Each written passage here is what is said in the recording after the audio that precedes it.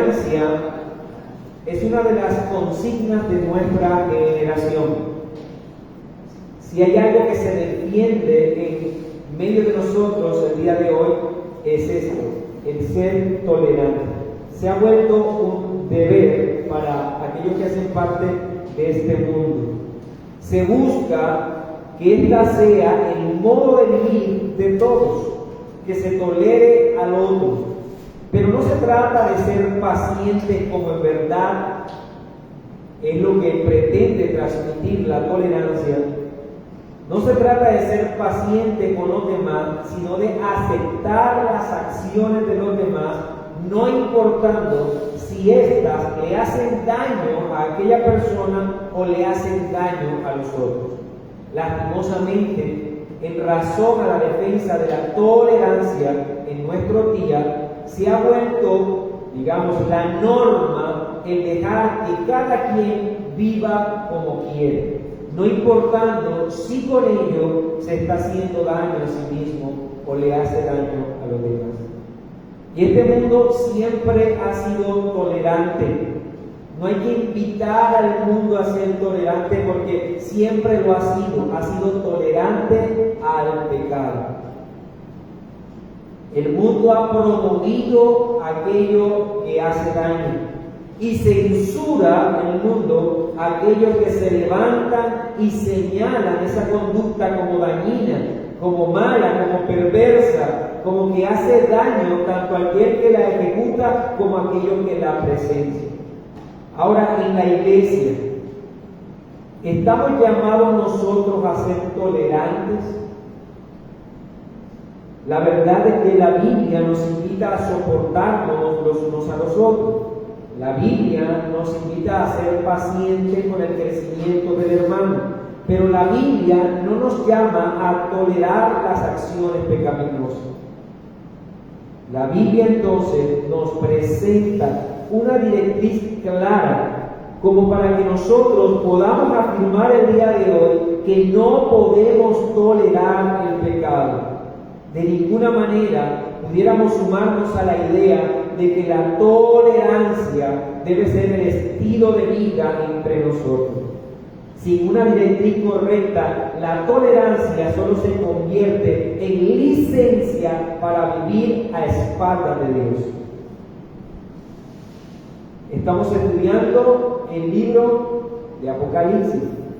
Estamos en una serie de sermones que hemos puesto como intención realizar y pedimos al Señor que nos ayude. Y nos encontramos todavía en esos mensajes iniciales que Cristo dirigió a 7 iglesias de Asia en los primeros capítulos del libro de Apocalipsis. Un libro que ha sido odiado por muchos, evadido por otros, pero nosotros nos hemos dado a la tarea de estudiar capítulo a capítulo. Ahora, cuando Cristo dirige esta carta o estas cartas a 7 iglesias de Asia, no quiere decir con ello que solo existían 7 iglesias en Asia. Al usar este número, el número de la plenitud, recuerden, el número 7, la intención del Señor es hablarle a la iglesia de todos los tiempos.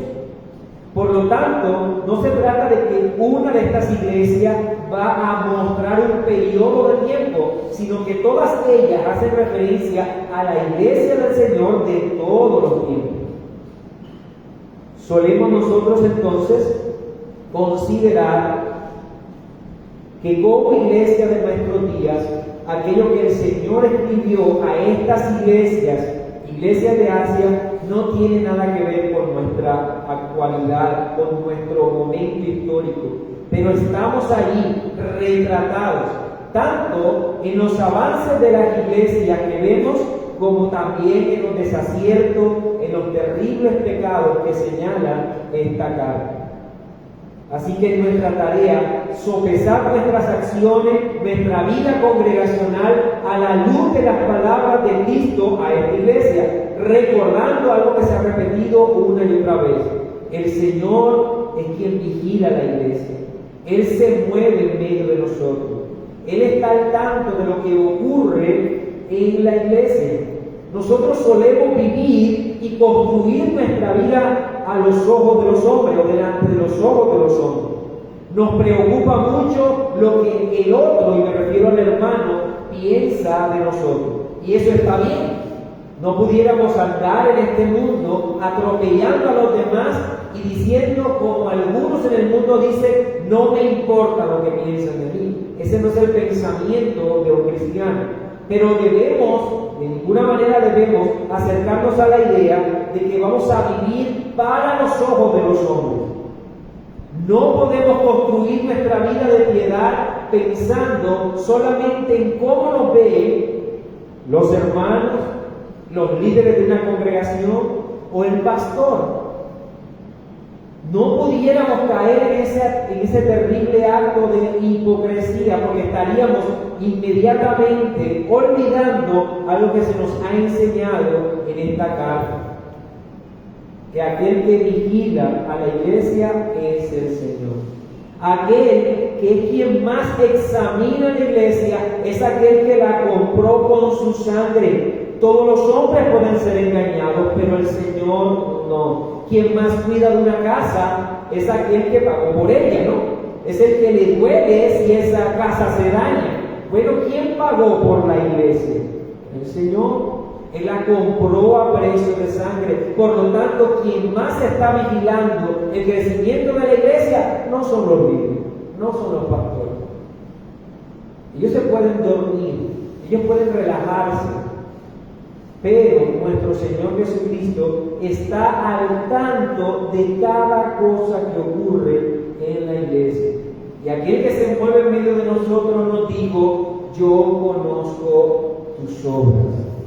Yo sé lo que haces, yo sé cómo vive, yo sé cuál es la realidad de tu estatura espiritual.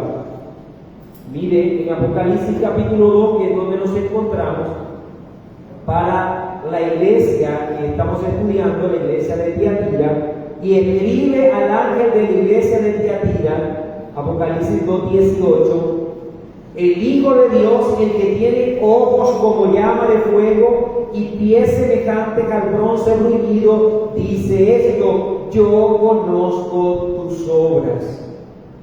El mensaje que Cristo da para esta iglesia, la iglesia de Tiatira, es que Él es aquel que tiene los ojos como llama de fuego.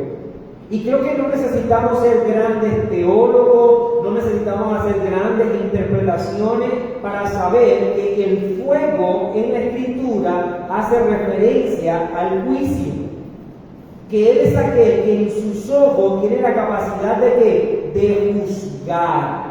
Pero también sabemos que el fuego en la Escritura es aquel que purifica.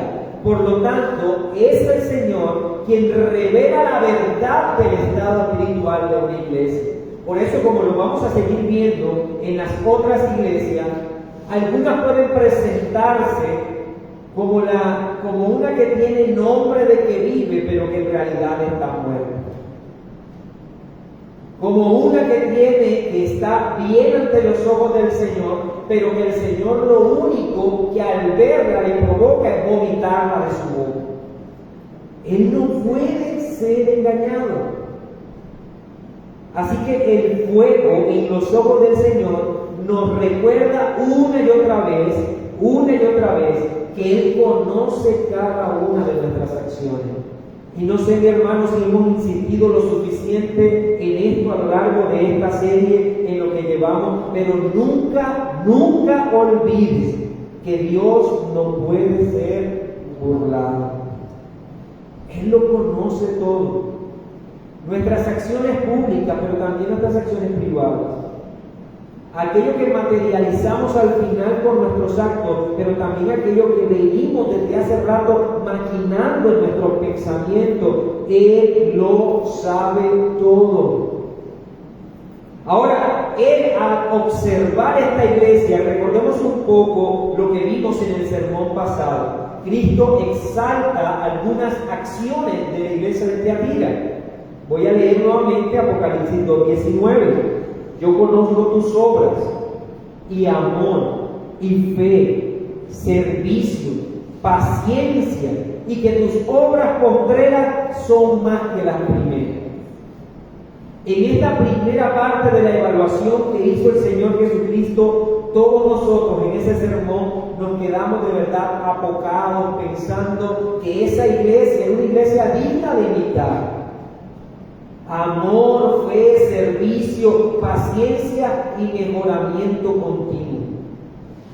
En el sermón anterior decíamos que es una evaluación maravillosa. Avanzar y crecer es el llamado que nos hace el Señor.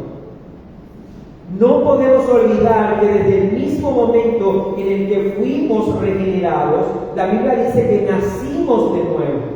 Y desde el nuevo nacimiento, igual que el nacimiento natural, se espera que nosotros crezcamos.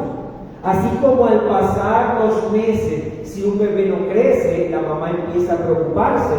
Si pasa un año y no ha aprendido a hacer nada ni a moverse bien, hay que preocuparse, algo está mal con él, porque se espera de todo aquello que crece, aquello que nace, que crezca.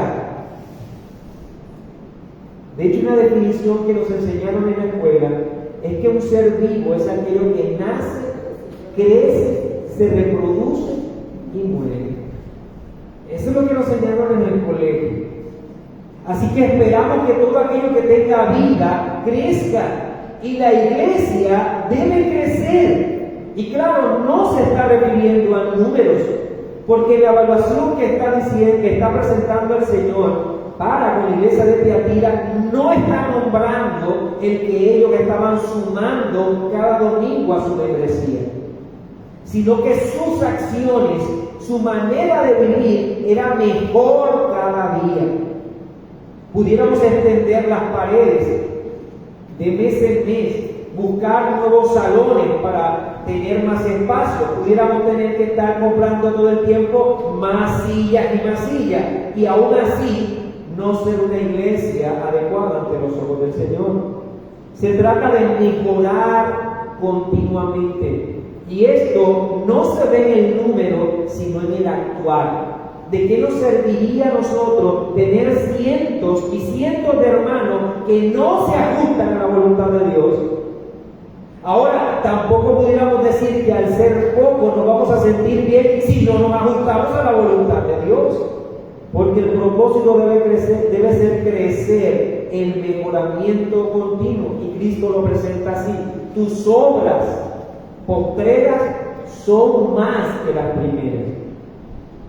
Cristo está diciendo que esta iglesia obraba mejor en el momento que Él la evaluó que desde el momento en que ellos nacieron.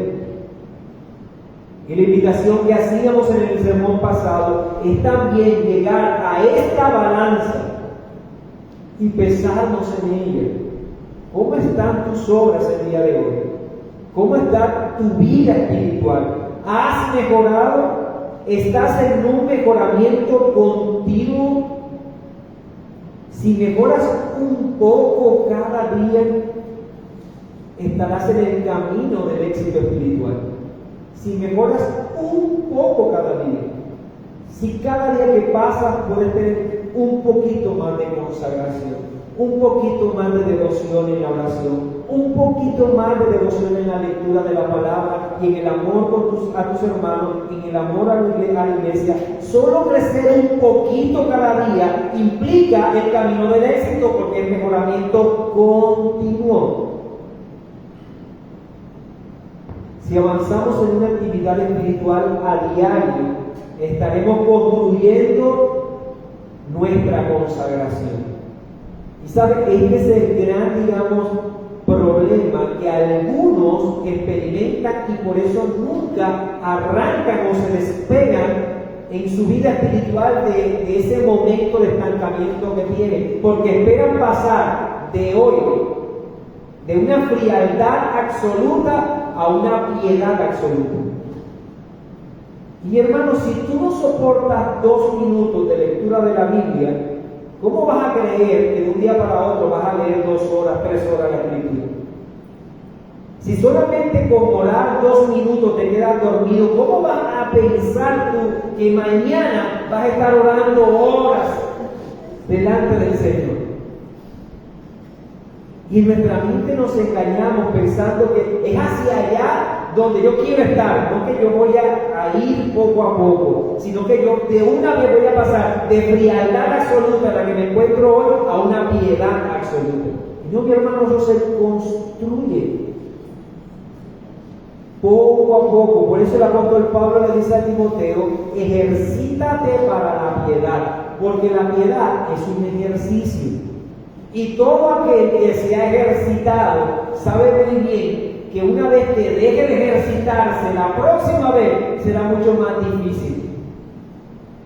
Todo aquel que ha intentado hacer ejercicio lo sabe muy bien. Abandona el ejercicio y un año después retómalo para que vea lo que va a pasar. No vas a poder hacer nada. No tendrás la capacidad de cargar mucho o de hacer mucho, porque es un ejercicio. Los músculos espirituales se van a ir robusteciéndose poco a poco. De hecho, en Proverbios 4:18 lo dice: mas la senda de los justos es como la luz de la aurora, que va en aumento hasta que el día es perfecto. Está comparando entonces la vida espiritual con el paso de la luz. Aquello entonces que inicia con esos rayos tiernos va a terminar entonces en el que el sol está en pleno. Así es la vida del creyente. Debe ser un mejoramiento continuo. Pero ese mejoramiento continuo, mi querido hermano, no se va a dar en tu vida si toleras el pecado. Si lo que afecta tu vida espiritual, si lo que te estanca el día de hoy, eres tolerante con ello. Veamos entonces lo que Cristo le dice a la iglesia en esta segunda parte, que ya no es una evaluación positiva, sino una evaluación negativa. Apocalipsis 2:20. Pero tengo unas pocas cosas contra ti, que toleras que esa mujer, Jezabel, que se dice profetiza, enseñe y seduzca a mi siervo a fornicar y a comer cosas sacrificadas a los ídolos. Entonces, era una buena iglesia, definitivamente, por lo que hemos visto. Y el Señor dice, al momento de pasar a lo negativo: pero pocas cosas son aquellas que tengo contra ti, pocas cosas. Y estas pocas cosas son tratadas por el Señor. Ahora, permítame decir algo: cualquiera, después de leer esas maravillosas virtudes de esta congregación, pudiera decir: pero Señor, está siendo un poco exagerado. Si tenemos tantas cosas buenas, déjanos pasar una. Dicen que tenemos pocas cosas que son dignas de censurar. Déjanos pasar esas pocas cosas. Pero lo bueno, nuevamente, mi hermano, es que quien está lidiando, tratando y mejorando a la iglesia es Cristo y no los hombres. Porque nosotros los hombres somos tolerantes con el pecado. Estamos muy acostumbrados a ver el pecado y quedarnos callados. Estamos muy acostumbrados a decir: bueno, quédate con lo bueno. Lo malo, cierra los ojos a lo malo. Pero nuestro Señor no es así. Él no es indiferente a lo que le hace daño a una iglesia. Nosotros pensamos, estamos mejorando. Veamos entonces solamente la copa media llena, no la veamos medio vacía. Enfoquémonos en lo positivo, en aquello que sí tenemos, no veamos lo que no tenemos. Pero nuestro Señor, con todo que inicia alabando a esta iglesia, dice: pero tengo unas pocas cosas en contra de ti y no me voy a quedar callado con ellas. El Señor Jesucristo sabe muy bien que las pequeñas zorras dañan el viñedo. Que lo pequeño, aquello que parece de verdad inofensivo, en el comienzo termina siendo de verdad gran daño para una congregación. El Señor no guarda silencio ante el pecado.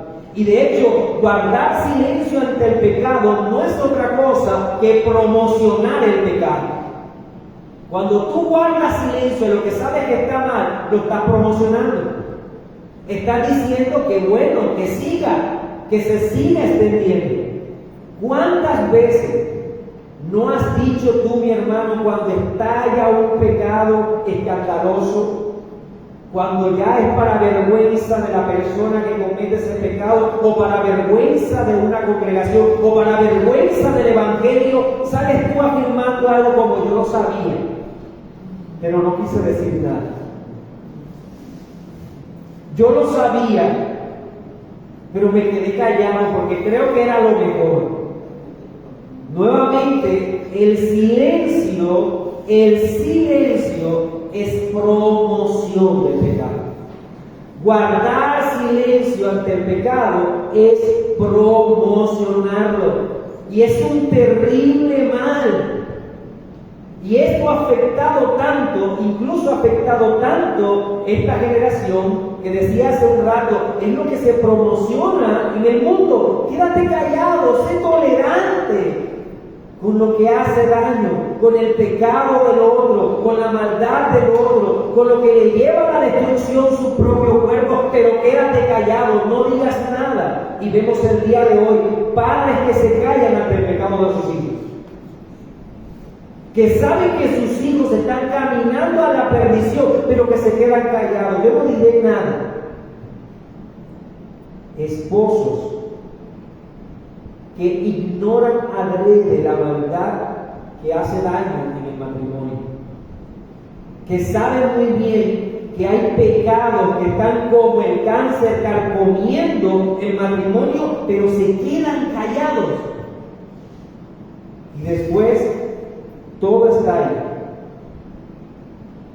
Y para vergüenza, y que no debería incluso decirse porque se promocionó, el padre o el esposo dice, yo lo sabía, pero guardé silencio.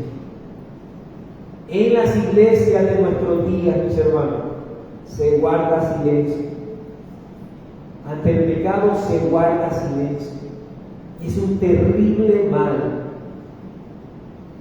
Una iglesia con muchas virtudes y con una cosa que censurar, una sola cosa que censurar.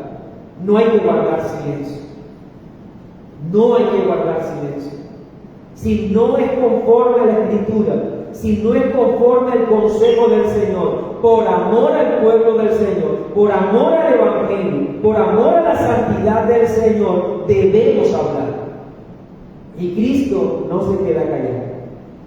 Por amor a su pueblo no guarda silencio, porque Él claramente nos dijo en su palabra que un poco de levadura leuda toda la masa. Un poco de levadura leuda toda la masa. Por eso entonces reprende lo que no debe ser tolerado. Exhorta, no guarde silencio. El silencio en Dios es una señal de abandono.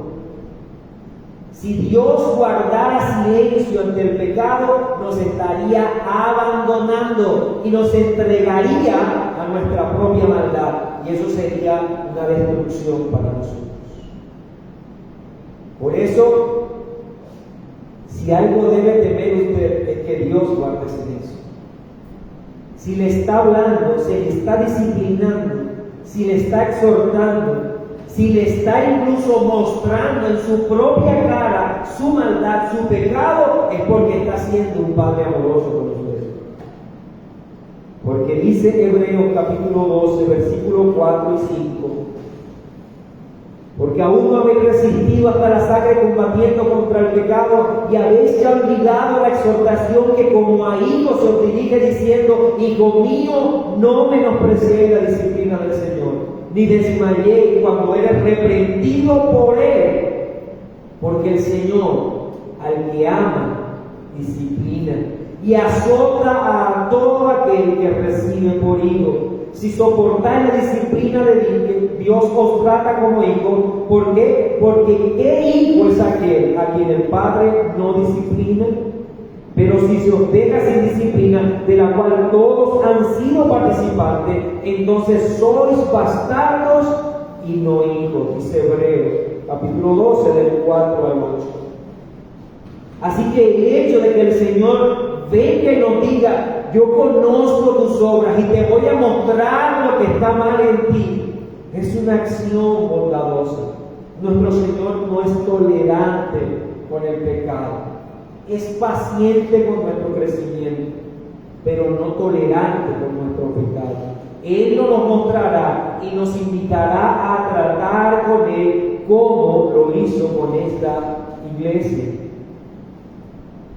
Ahora, ¿qué era lo digno de censurar en esta iglesia? Lo digno de censurar en esta iglesia, que lo leímos en el versículo 20, dice: tengo unas pocas cosas contra ti, que tolera que esa mujer, Jezabel, que se dice profetiza, enseñe y seduzca a mis siervos a fornicar y a comer cosas sacrificadas a los ídolos. Y permítame presentar aquí una nueva diferencia que hay en esta iglesia y la iglesia de Éfeso. Recuerde algo, la iglesia de Éfeso, que la vimos en los primeros sermones, era una iglesia entonces que sus obras últimas no eran mejores que las primeras, y el Señor lo censuró. Pero algo que pasaba con esa iglesia de Éfeso es que no soportaba la mala doctrina en ellos. Cuando alguno se levantaba a enseñar una mala doctrina, ellos se levantaban y inmediatamente echaban la mala doctrina de en medio de la iglesia. Pero esta de Tiatira toleraba en medio de ellos la mala doctrina. En medio de esta iglesia se levantaba entonces algo que no era conforme a la palabra de Dios, a la doctrina bíblica, y ellos toleraban eso. En medio de la religión y la mitología de los pueblos de la época, las mujeres tenían un papel dominante. De hecho, no debemos creer esa mentira, que para tiempos de la escritura, del contexto greco-romano, la mujer no importaba. De hecho, las mujeres dentro de las religiones paganas tenían un papel dominante. Por eso siempre se hablaban de ellas como sacerdotisas, como profetisas. Se puede decir que en medio de la cultura y las religiones, solo el cristianismo y el judaísmo insistían en el sacerdocio por parte de un varón, pero en las mitologías y en todas las religiones paganas, las mujeres tenían un papel preponderante. Y podemos decir que lastimosamente este papel estaba muy asociado también a la prostitución y al desenfreno sexual. Ahora, ¿qué pasaba? Pasaba precisamente en esta iglesia, que se levantó una mujer para ejercer dominio y quería alejar entonces a la iglesia del norte doctrinal, de la verdadera enseñanza, para ir tras lo que ella enseñaba, tras sus sueños. Y el apóstol Pablo entonces lidia también con esto en algunas iglesias. En 1 Corintios capítulo 14, versículo 34 dice: vuestras mujeres callen en las congregaciones, porque no les es permitido hablar, sino que estén sujetas, como también la ley lo dice. Todos sabemos ya lo que el apóstol Pablo quiere decir en este texto. Y no está invitando a las mujeres que ellas enmudezcan en la congregación, porque no podrían entonces las mujeres cantar himnos como hace un rato cantamos todos. Las mujeres no podrían elevar oración a Dios como hace un rato elevamos oración a Dios. El contexto de esta instrucción de parte del apóstol Pablo a que la mujer calle en el contexto de la enseñanza pública o de la dirección de la palabra. Por eso en el versículo 29 de 1 Corintios 14 dice: asimismo los profetas hablen 2 o 3, y los demás juzguen. Están hablando de la enseñanza pública. Y los espíritus de los profetas están sujetos a los profetas, dice. Así que el apóstol Pablo está hablando de que la mujer no debía tomar el papel de maestro en la congregación. Que Dios no la ha escogido, no la ha llamado para usar entonces ese cargo de autoridad. En 1 Timoteo capítulo 2, versículo 11 y versículo 12, dice: la mujer aprenda en silencio con toda sujeción, porque no permito a la mujer enseñar. Es muy claro, no permito a la mujer enseñar, ni ejercer dominio sobre el hombre, sino estar en silencio. Nuevamente, no se trata de no decir nada, sino de no utilizar sus palabras para buscar ocupar un cargo de autoridad en la enseñanza pública. Claramente el énfasis es el mismo, la autoridad de la enseñanza. Bueno, en la iglesia de Tiatira se había levantado entonces una mujer y estaba tomando el papel de aquella que enseñaba a los demás. Así que se estaba yendo en contra de lo establecido por Dios, se estaba yendo en contra de lo establecido por la enseñanza apostólica. Y esta mujer llevaba a otros a obedecer lo que ella decía. Mire lo que dice el versículo 20: pero tengo unas pocas cosas contra ti, que toleras a esa mujer de saber, que se dice profetiza, enseñe y seduzca a mis siervos a fornicar y a comer cosas sacrificadas a los ídolos. La enseñanza de esta mujer tenía connotaciones entonces espirituales, hasta el punto que se creía que lo que ella decía era una doctrina bíblica, hasta terminaban entonces sacrificando, comiendo lo sacrificado a los ídolos. Sé muy bien, mis hermanos, que en nuestro medio abundan congregaciones en las que la autoridad descansa en los labios de una mujer. Pero recuerden, nosotros los hombres podemos ser tolerantes a esas cosas. Podemos pasar por alto eso. Y de hecho, así inicia el Señor: toleras. Y eso es lo que tenía el Señor en contra de esta iglesia. Esta iglesia estaba tolerando lo que no era bíblico. Y en medio de nosotros hay muchos que toleran esto. Pero es nuestro Señor Jesucristo quien evalúa la iglesia. Y no se trata de que el apóstol Pablo era machista, no se trata de que Cristo mismo estaba de alguna manera en contra del género femenino, sino que se trata de que la iglesia se conduce en la manera que Cristo lo estableció. ¿Quién es el que ha establecido o ha ordenado cómo la iglesia debe darse? Y no quiero decir con esto que la mujer no tenga ningún lugar, pero sí quiero decir que el papel que ella debe ocupar no es el de maestro en una congregación. Estamos leyendo las palabras del mismo Cristo.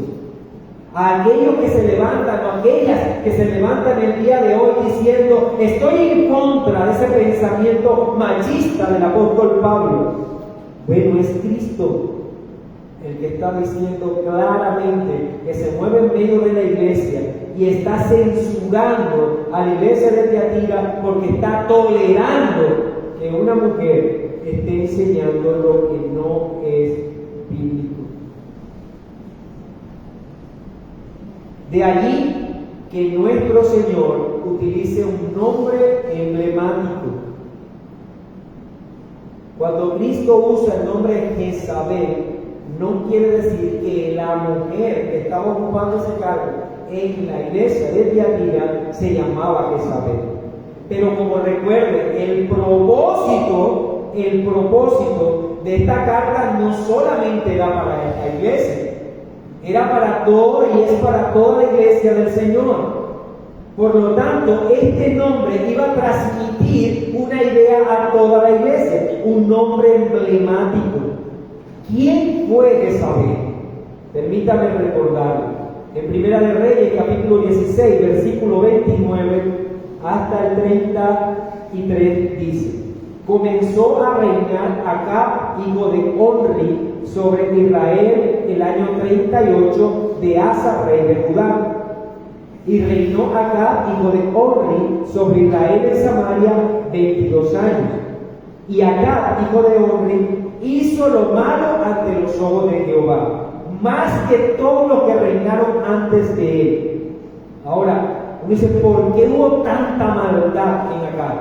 Esto lo dice: porque le fue ligera cosa andar en los pecados de Jeroboam, hijo de Nabat, y tomó por mujer a Jezabel. Allí empezó, digamos, todo el mal, se casó mal este hombre. Hija de Ed-Baal, rey de los Sidonios, y sirvió a Baal y lo adoró. Versículo 32. E hizo altar a Baal en el templo de Baal que él edificó en Samaria. Hizo también acá una imagen de Acera, haciendo así acá más que todos los reyes de Israel que reinaron antes que él, para provocar la ira de Jehová, Dios de Israel. Lo malo delante de los ojos del Señor, del rey Acab, es que tomó por mujer a una pagana y le permitió, siendo él parte del pueblo del Señor, le permitió que ella dirigiera al pueblo. Él era el rey, pero tomó a una pagana y permitió que en todos los aspectos, aún en lo religioso, esta mujer gobernara. En Primera de Reyes 21-25 dice: a la verdad, ninguno fue como Acab, que se vendió para hacer lo malo ante los ojos de Jehová. Se vendió. ¿Cómo se vendió Acab? Porque Jezabel, su mujer, lo incitaba. Todo lo malo que él hizo es porque le prestaba atención a su mujer, una pagana que dirigió al pueblo y dirigió la adoración, no al Dios verdadero, sino a los ídolos. Una de las más grandes tragedias que ha sufrido el género humano es el abandono de los roles establecidos por Dios. Aquello que ocurrió desde el mismo jardín del Edén. Eva tomó una posición dominante y Adán tomó una posición sumisa, porque dice Génesis 3:6: y vio la mujer que el árbol era bueno para comer y que era agradable a los ojos y árbol codiciable para alcanzar sabiduría, tomó de su fruto y comió, y dio también a su marido, el cual comió así como ella. En esta historia de la caída, Eva fue protagonista. Adán fue pasivo. Él vio todo lo que pasaba. Vio cómo Satanás se acercó a su mujer y él no dijo nada. Vio cómo su mujer aceptó el ofrecimiento de Satanás y no dijo nada. Vio cómo su mujer comió del fruto y no dijo nada. Vio cómo la mujer extendió su mano para darle el fruto y no dijo nada. Comió, obedeció. ¿Qué vemos allí, mi hermano? Un terrible error. La posición que debía tener Adán, que era dirigir a su mujer para adorar al Señor, fue totalmente abandonada por Adán. La posición de Eva, que debía ser sumisa a la instrucción de su marido y de Dios, fue abandonada por Eva. Si el pecado entró en este mundo en el contexto del abandono de los roles y lo trastocó todo, la iglesia no puede andar bien en donde los roles no son respetados. En donde los roles no son respetados, la iglesia no puede andar bien. Jezabel es el título de la mujer que quiere dirigir al hombre. Ese es el título que se le da a toda mujer que quiere empoderarse. Ese es el título. Que quiere dirigir el sacerdocio, que quiere tomar el control de todas las cosas y que quiere que su hombre, que haga, sea sumiso a sus órdenes. Y esto no lleva sino al pecado, mi hermano. Y Cristo expresa que había tenido misericordia con esta iglesia. Dice el versículo 21, le he dado tiempo para que se arrepienta, pero no quiere arrepentirse de su fornicación. Podríamos entonces inferir que en medio de la iglesia habían unos que no estaban de acuerdo con el liderazgo de esta mujer. Y estos que no estaban de acuerdo todo el tiempo estaban exponiendo la verdad de la palabra. Pero aquellos que estaban siguiendo a esta mujer, entonces no se sometían a la Escritura. Y el Señor le estaba dando tiempo para arrepentirse. ¿Por qué? Porque la iglesia entonces estaba tolerando. Algunos guardaron silencio. Algunos fueron tolerantes con esta mala práctica. Y nuevamente, guardar silencio ante el pecado es promocionarlo. Por eso nosotros no podemos guardar silencio. Y no se trata de lo que tú y yo queremos, sino de aquello que claramente el Señor ha expresado en su palabra. Mis hermanos, no es necesario dividir en una tercera parte entonces esta porción. Hemos hablado primero de la alabanza que el Señor dio a esta iglesia. Ahora nos adentramos a lo que es la censura y de cómo invita a la iglesia de que no tolere el pecado, de que la iglesia no debe guardar silencio ante el pecado, porque Cristo no es tolerante con el pecado, con lo que le hace daño a la iglesia. Ahora vamos a ver el llamado que Cristo hace y vamos a ver también la promesa. Pero esto será en nuestro próximo sermón. Vamos a orar, mis hermanos.